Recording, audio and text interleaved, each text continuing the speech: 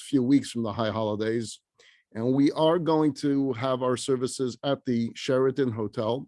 And you're welcome to join with us Rosh Hashanah and Yom Kippur. If you'd like to stay at the hotel for Yom Kippur, that's something you can also arrange with the hotel. They're going to have special discounted rooms for those that want to stay at the hotel, have late checkouts as well. And this way you're able to stay at the hotel and join us for services as well.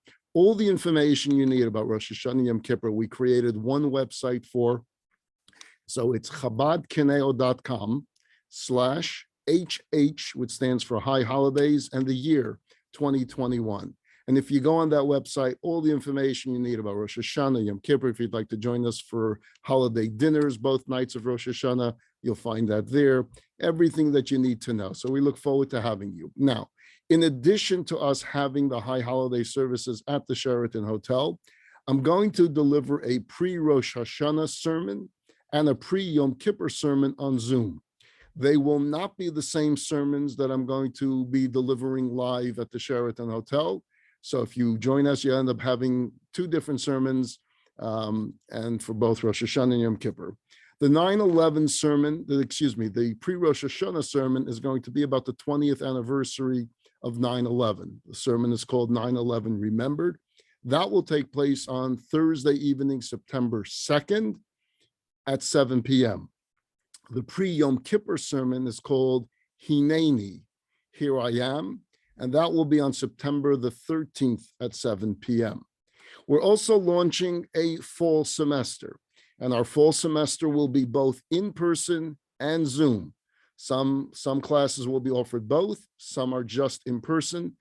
Everything is now available for you to see on jewishacademy.com. So if you go there, you'll see our whole fall semester lineup. We're trying to get back to normalcy as much as we possibly can, yet at the same time, trying to help those that either live in other communities or are not yet ready to come out in public and show their faces. So we're taking care of all of you in one way or the other. If you go on jewishacademy.com, you can also sign up for the pre-Rosh Hashanah and pre-Yom Kippur Zoom sermons. It's all there, all the information that you need. Having said that, let's talk about this week's portion. The portion is the portion of Tetze. Has a lot of different laws in it. Tetze, part of the book of Deuteronomy, and Moshe is repeating many of the laws discussed in the book of Exodus, discussed in the book of Leviticus, the book of Numbers, but at the same time, adding a spin to them, perhaps, giving a lot of his own emotion and his own passion to it. And he touches on in just one verse, and I'll read it to you. He says, Lo yisira asher achicha oyes seyoy nidachim. If don't see the ox of your brother or his sheep or goat, cast off. You see an ox and it looks lost. And it obviously belongs to someone, it's not yours, an ox or a goat or a sheep. Don't close your eyes to it. Open your eyes, the fact that there's a lost ox there. V'hisalamta mehem. You shall surely return them. Hashev teshivem leachicha. Find the ox, bring the ox in, and find the owner. Why? Because obviously this is something you would want done for yourself. If you lost something, if you lost a possession that had value to you, you would want someone to find it and bring it back to you. Do the same for others. Now, it's interesting that when Moses first told us this law in the book of Exodus, he told it to us differently. There he said, if you see the ox of your enemy, give it back to him. And here, it's no longer an enemy. It's achicha, your brother. And so why did he switch it from your enemy to your brother? And in a very subtle way, Moses is saying something to us. Whereas in the book of Exodus, this person was your enemy. When you did an act of kindness to them, when you showed them that you don't hate them, how did you show them that? You brought their ox back to them. You brought their lost dog back to them. Their lost wallet back to them. You showed them that you don't hate them. Then in the book of Deuteronomy, they're no longer called enemy. They're called your brother. And Moses is telling us is you may think that someone is your enemy. You may build up in your mind all different thoughts of that this person doesn't like you and you don't like them for this reason, for that reason. Just change the thought process. Do something. And if you do something, you show someone that you're concerned about them and you care about them, everything will change. And it's the same way, by the way, in Judaism. We have these walls that we have built between us. We have labels. We have more labels of the Jewish people than Macy's has on shirts. We call them Reform Jews, Conservative Jews, Orthodox Jews, Ultra-Orthodox Jews, Hasidic Jews, right? So many titles, so many names, and every name has a philosophy attached to it. What if we put all of that aside and we just show that we care about one another because we're one family? Wouldn't that be beautiful? And wouldn't that be true? Wouldn't that be real? We weren't born with a label. We're not shirts or pants. We're Jews. We each have a holy neshama. We each have a soul. We each have a mission. That's what we need to do, and that's what we need to focus on. But we build these philosophies, so to say, and we build these labels, and we build these movements, and we start believing that we're different teams. It's all imaginary. So the moment you break down that barrier, the moment you show a fellow Jew that you care about them, the moment you show a fellow Jew that their mitzvah is just as important as yours, that they're just as holy as Moses, suddenly the barriers go away. I'll tell you a story in 1929. The previous Lubavitcher Rebbe, Rabbi Yosef Yitzchak Schneerson, who at that time was living in Latvia, he was exiled by the Russians, by the Bolsheviks. During that time, he was able to take a 10-month trip to the United States. He moved to the United States in 1940, but in 1929, he still lived in Riga. But he takes a 10-month trip to the United States. Now, 55 years after that visit, there's an article that appears in a newspaper called the Jewish Press, and it talks about that 1929 visit to the United States. And in response to that story that was published about that visit, someone writes a letter to the editor, which I'll now paraphrase for you. And he's talking about that visit in 1929 and his connection to that visit. And I'm quoting the individual that wrote this letter to the editor. He says, I had the privilege of meeting with the previous Rebbe during that trip. And to this day, even in my old age now, I think about the disrespect with which my friends and I initially spoke about this great man. And I cringe when I think about it. You see, there were 6 of us. The 6 of us were in our teens. We were living in Philadelphia at the time. It was before the Depression and World War II. It was before World War II. And we were enjoying life. We had all but abandoned Judaism. Occasionally, we would attend some services. We would join up with a Jewish youth group. We considered ourselves progressive and enlightened, and we were superior Jews because we were smarter than the others. And one day we read in the newspapers that there's a man named Rabbi Schneerson, known as the Lubavitcher Rebbe, had come to town, and he would be receiving visitors at a home on 33rd Street. As we read this story, my friends and I talk amongst ourselves, and we say, who does this man think he is? Who does he think coming here from Europe to tell us here in America how to behave as Jews? Where does he come off telling us American Jews about tradition and about rituals? Let him keep that in Europe. This is our country. We are enlightened here. And so the next time we had our Jewish group together, we brought up how much this is disturbing us, that this European rabbi thinks he's going to come here to Philadelphia and tell us his opinions on Judaism. So our group leader said, hey, look, if it bothers you so much, why don't you go visit him yourself and tell him what you think? So we said, okay, we'll let him know. We'll give him a piece of our mind. So that Sunday, we get together. We go to this address on 33rd Street. We climb the steps of the front porch. We see the house through the window. We see the people inside the living room. It's packed to capacity. We ring the doorbell, and this man, this bearded man, comes to the door. And he says to us 6 teenagers, yes, what do you want? And we said, we want to see the Lubavitcher Rebbe because we have a question for him. So the man takes out his pad of paper and he says, okay, what's your question? And we say, we'd like to know if he really thinks that contemporary guys like us should keep this old-fashioned religion in a modern country such as ours. The man writes down the question. He says, okay, as you can see, there's a long line of people waiting to see him. but I will mention your question to the Rebbe. I'll see what I can do as far as scheduling an appointment for you. You want to come in? Please make yourself at home. And they say, no, we're not going in with those people. We're going to stay out here on the porch. And we're waiting on the porch, and we thought it's going to be an hour or two wait. The man comes right back to us a few minutes later, and he says, the Rebbe would like to see you now. Now, we were surprised because clearly there was a long line there ahead of us. All those people inside the living room see us going up the stairs with this attendant, and they're wondering, we must be really important people. How is it that we bumped the line? We come to the top of the stairs, and there stood the saintly Rebbe himself. He was tall, he was handsome, he had these bright eyes, he had this warm smile, and his hand is outstretched to us in greeting as we make our way up the stairs. And he shows us to his small room, and he begins to open up folding chairs because there wasn't enough chairs there for the six of us. And he himself is opening up chairs for us, and we offered to help him, but he said, no, you're my guests. And he did it himself.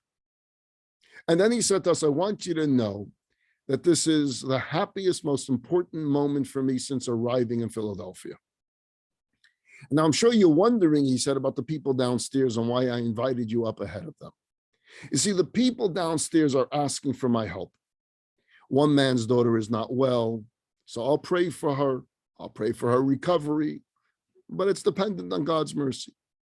Another person has a lawsuit and wants me to pray that he will prevail, but if it's a lawsuit, it's a case against another person. And so it's up to God to decide who is just, who is right. Perhaps I can pray that justice be done. There's another man who wants to go into a business and he wants a blessing to succeed. I'll put in a good word for him. But if it was automatic, I would be a rich man myself.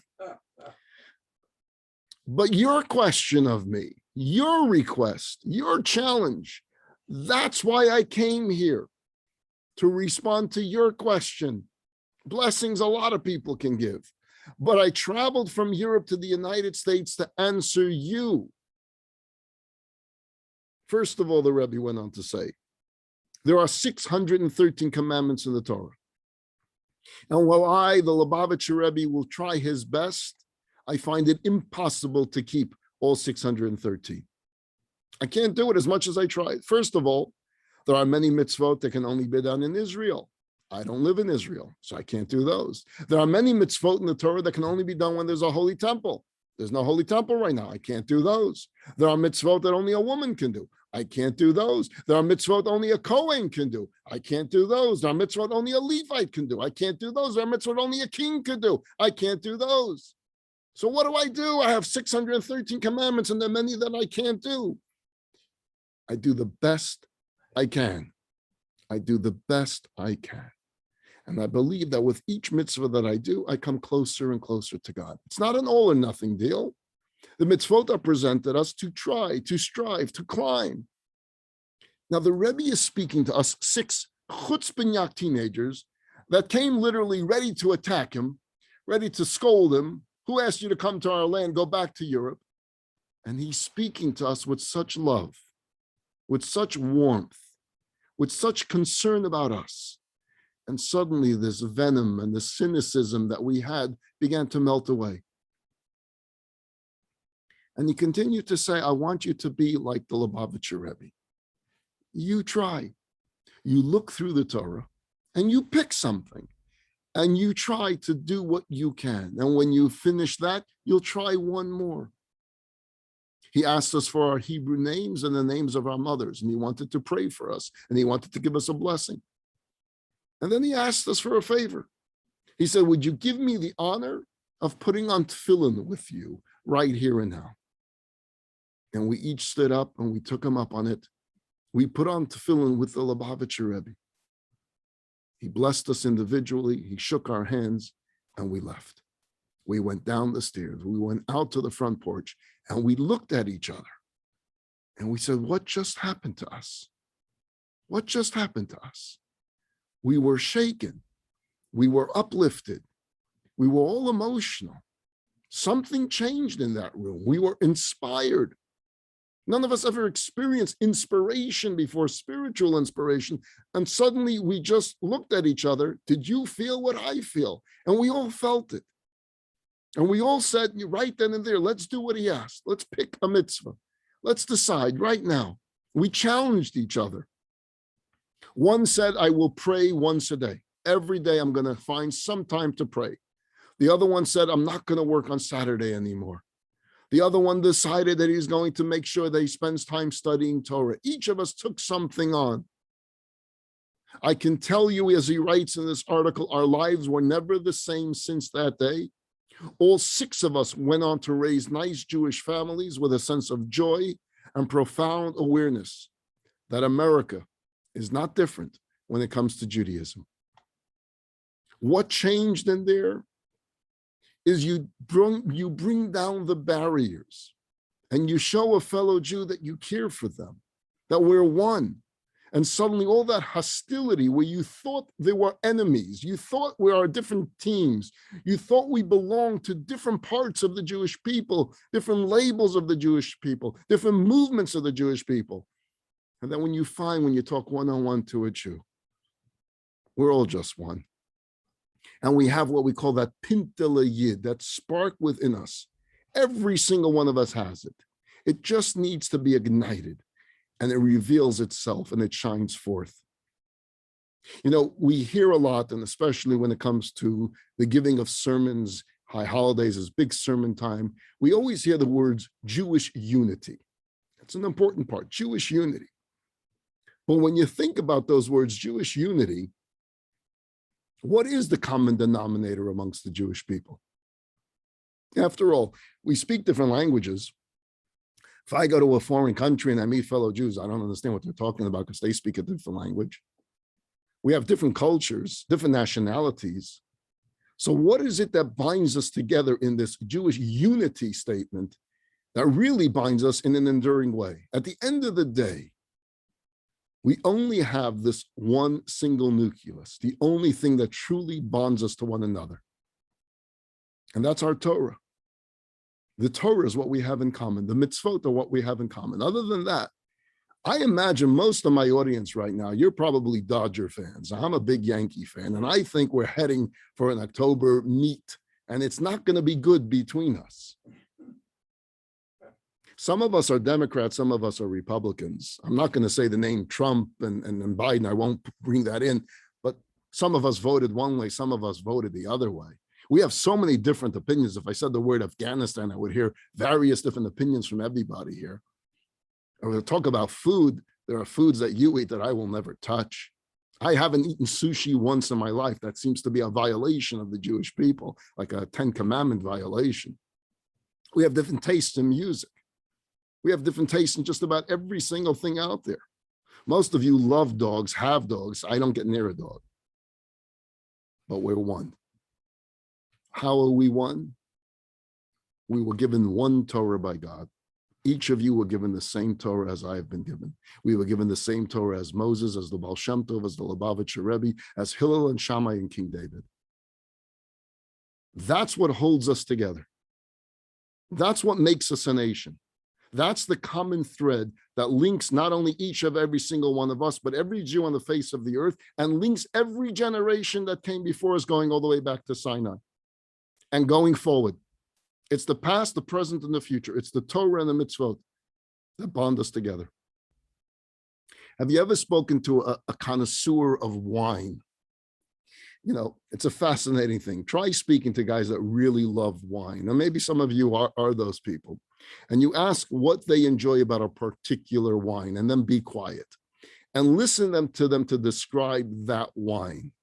It's ripe, it's rich, it has spicy berry flavors, it has a hint of chocolate, and I don't know what they're talking about, but they are into their wine. But now go ask not just a connoisseur of wine, but an expert on wine. You know, we have here nearby the Herzog Winery. Go upstairs, speak to some of the experts there. I was just there a few weeks ago, spoke to all the winemakers there.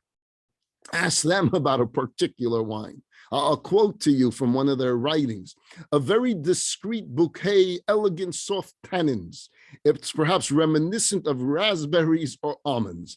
The taste is predominantly cherry with berry elements, including strawberry and raspberry and a hint of plum.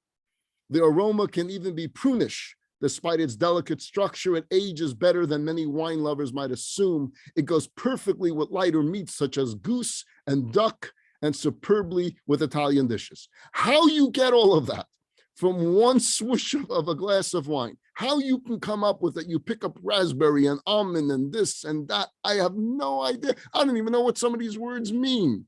What does it mean that wine goes good with goose and duck and Italian dishes? For me, Kedem grape juice is the best. To me, it's just delicious, it's sweet, it's nice, and I'm fine and I'm happy. But what is it that they know? You see, the world-class experts, they study the wine. They're into it. And the better they understand the complexity of the product, the more pleasure they're able to derive from it. I'm jealous of the joy I see from you wine lovers when you drink that wine and you really enjoy it. You can see it on your face. I don't have that appreciation for wine. I wasn't born with it and I haven't developed it. But the same is true for anything that has depth and complexity to it. The more you understand it, the more you appreciate it, the more there's joy of the appreciation of the complexity and the depth of what's in front of you. See, you and I can walk and see this unusual architectural design, and we can say, wow, that's a nice building. But what if you were an engineer? What if you were a student of architecture? What if you're the actual builder of the structure and you know every nook and cranny and every support beam and every stairwell inside? Then when you look at the finished product, you appreciate it so much more than you and I just walking by and saying, that's a nice building. I'll give you another example. Either yourself or your mother, your grandmother had cataract surgery, and it's a miracle because they can see again. And of course, grandma's thrilled, everyone else is thrilled.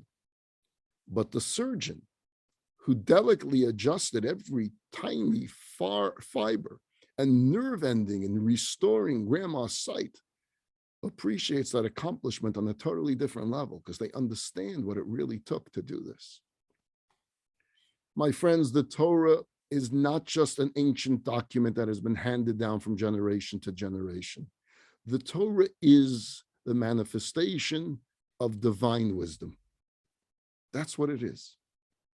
Now, there are simple and direct meanings to each verse. There are allegorical or symbolic meanings to each verse. There's homiletical teachings to each verse. There's esoteric and mystical teachings, each offering infinite levels and layers, each offering a spiritual pleasure, delight of its own. The same Torah that talks to the 5-year-old on the kindergarten and first grade level can speak to a 70-year-old scholar. So when you study the 5 books of Moses or the books of the prophets, you realize that these are not just stories of historical figures. You come to realize that it's your story. It's the drama of your life. Every chapter, whether you're learning about Adam and Eve in the Garden of Eden, or Abraham and Sarah in Mesopotamia, or Joseph in Egypt, or our ancestors in the desert, it comes alive and says something compelling, something profound, and above all, something that's relevant to you today. And so it is with all the legal intricacies of the Mishnah and the Talmud, the early day commentators, the latter day commentators, the code of Jewish law and Jewish ethics and philosophy and Kabbalah and Hasidus. These schools of thought broaden our horizon. They expose us to a totally different understanding of the dynamics of creation and the relationship between God and this world, between God and man, and between man and his fellow man. If you take time to discover this treasure, at whatever level or pace works for you, you will find yourself savoring what it means to be a Jew with a whole new level of appreciation and sophistication. In the words of King David, taste and you will see that God is good. The thing about taste is that I can stand up here for another hour to try to describe to you in the most eloquent of words the delicious custard eclair I enjoyed last week. But the bottom line is you'll never appreciate the actual flavor or the texture of that pastry until you taste it yourself. I can describe to you the beauty of sunrise. I can describe to you the beauty of a sunset, but there's no way I can describe it with words that would equal experiencing it and being there.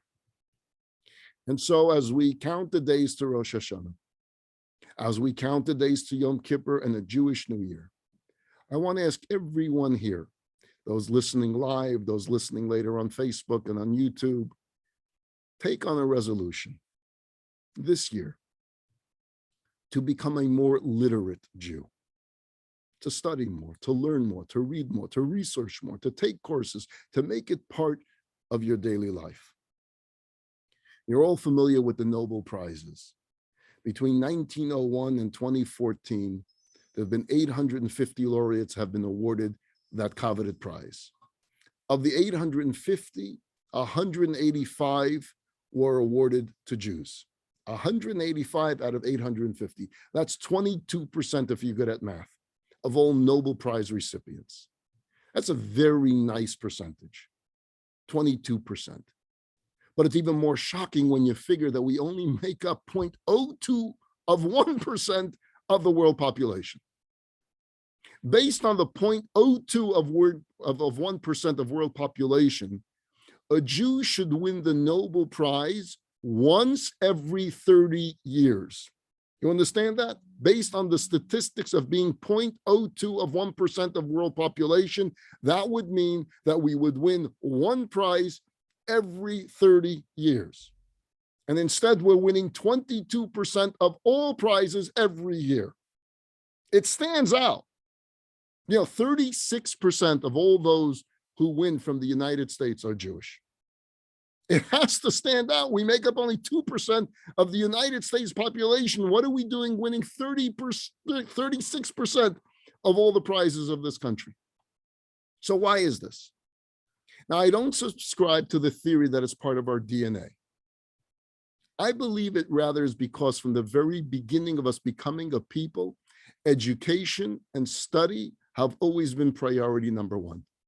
That's why we are called the people of the book.